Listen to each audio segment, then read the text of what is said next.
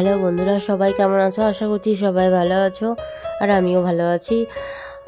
লাইনটা আগে দেখো। লাইনটা হচ্ছে সেই ঠাকুর দেখার, দুর্গা পুজোতে ঠাকুর দেখতে গেলে যেরকম লাইন দেখতে পাচ্ছ, ঠিক সেরকম লাইন। এই লাইনটা কিসের বলো তো? চৌরাস্তা বরিশার খাই খাই মেলাতে অনির্বাণদার দোকানের বিরিয়ানির লাইন এটা। মানে জীবনে আমি এরকম লাইন আমি কোথাও দেখিনি, যেটা ঠাকুর দেখতে গেলে যে লাইনটা দিতে হয়, এই লাইনটা বিরিয়ানির দোকানে লাইন দিয়ে আমি বিরিয়ানি তবে নিতে পেরেছি। বাট লাইন দিয়ে সাকসেস হয়েছে। বিরিয়ানিটা সত্যি জাস্ট অসাধারণ। আরও কেন ভালো লেগেছে, দেখতে পাচ্ছ ওনার দোকানে মানে রান্নাটা হচ্ছে দোকানের পিছন দিকে কাঠের জালে। এমনকি উনি যেখানে ওনার দোকানে সেটাও উনি কাঠের জালেই বিরিয়ানিটা করে। হয়তো তার জন্যই এতটাই সুন্দর খেতে বিরিয়ানিটা। সত্যি খুব সুন্দর খেতে।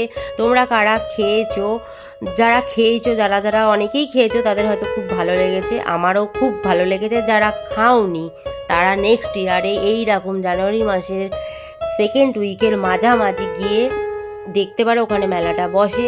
গিয়ে হয় দাদা তো দোকান দেবেই একদম, কেননা আমাদের সঙ্গে কথা হয়েছে, বলেওছে যে দোকান দেবে। আর তোমরা যেতে পারো, গিয়ে খেতে পারো, ভালোই লাগবে।